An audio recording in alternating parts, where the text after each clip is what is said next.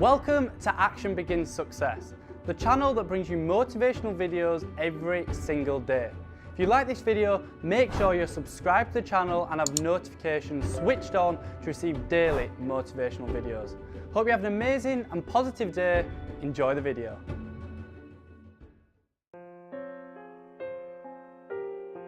These explorers asked these little boys, say, here, taste this candy. Gave them some candy. Say, you like that? Say, yeah. Say, good. Tell you what, give me those marbles, I'll give you some more candy. And they did that. And the explorers went off, and they discovered that these shiny rocks were large, uncut diamonds. The little boys did not have enough awareness to know what they had in their hands.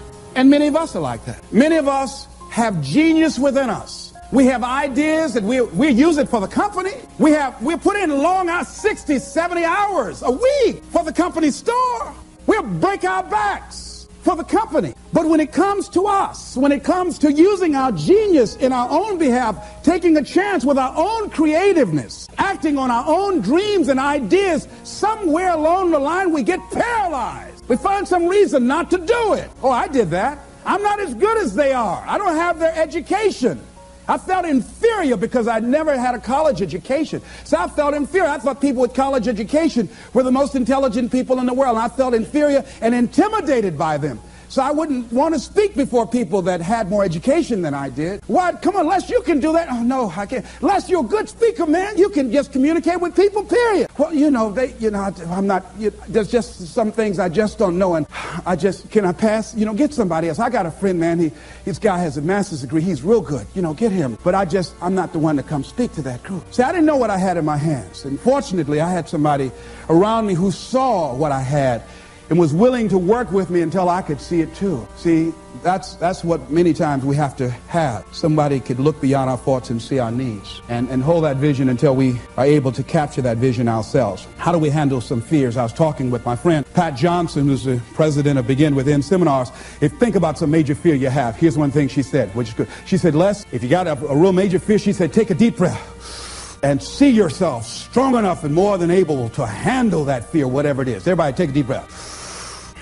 Whatever that feels, just feel that you have the strength and the power and the capacity to handle it. Another friend of mine named Ron Weiner, he says, when I'm confronted with a fear, I just practice the art of looking beyond the fear. I go behind it and see it already completed, see it already resolved. And then I carry myself accordingly as if it already is taken care of. That dispels the fear for me. Another friend of mine by the name of Jack Wilson said, when I experience fear, I think about when I was in Vietnam and what I handled back then, and I look at what I'm dealing with right now.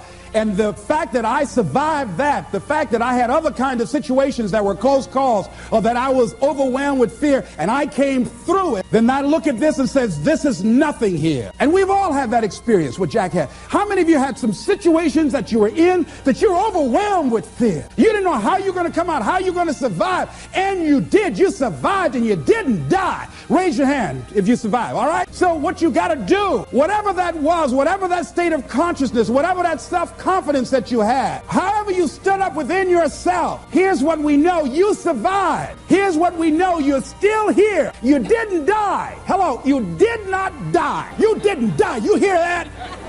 You didn't die. You're here right now. You got it and you handled that fear. You kicked it out of there. Remember that play Color Purple? I remember when Albert told the girl she couldn't go with Suge. He said, where you going? This girl been wanting all her life live her dream. But she was afraid. She felt incompetent and he'd beaten her down and her self-esteem had eroded. He said, where you going? You can't talk. Suge can talk. You ugly. You dumb. Suge got class. You ain't got nothing. Where you going? You ain't going to make it. You're going to fail. She said, look here, I might be ugly.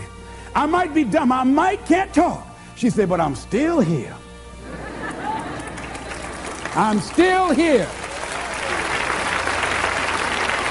And so as you begin to look at the fears in back of you, you came through those fears and you're still here. See, that's a testament about how powerful you are. And so whatever the volcano is, you have the capacity to take that volcano on, the capacity to jump in it and find your true identity. Here's another thing that keeps a lot of people from taking on the volcanoes and jumping into the challenges that they're confronted with. The fear of making mistakes or not feeling good enough. Guess what? You're going to make some mistakes. You're going to make a lot of mistakes. Guy said this, and it's true. He said the person who has never made a mistake hasn't done anything. And you're going to make some mistakes if you want to do something out here.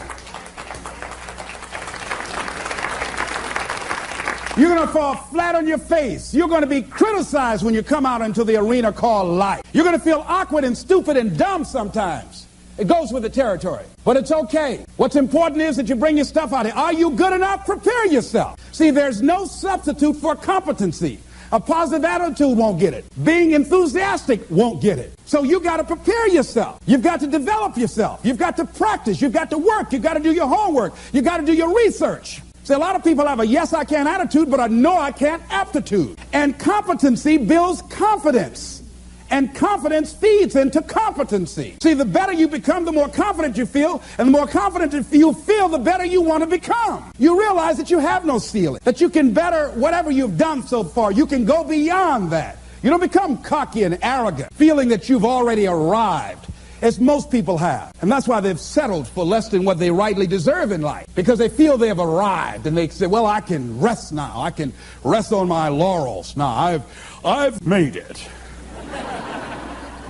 No. As long as you're breathing, you've got some more work to do. There's something else for you to achieve. The publisher of USA Today said that unless you've made some major mistakes in life, you haven't started living yet. So a lot of people, if you've never made any major blunders, made some major mistakes, lost some serious money, taken some serious risks, you haven't started living yet. You don't call that living. Not rocking the boat, going through life quietly, tiptoeing safely to an early grave. No. You got to take some chances. You want to bring some adventure to your life. Repeat out to me, please. I will develop myself. Sharpen my skills. I'm good. Better than good. And better than most. Thanks for watching this Les Brown motivational video. Down below I have listed my top 5 self-improvement books, so make sure to check them out. It'd mean the absolute world to me if you could like this video. If you have any questions or comments, drop them just down below. If you want to see our most recent video, click here, or for a totally random video, click here. Once again, thanks for watching, and I'll see you in the next video.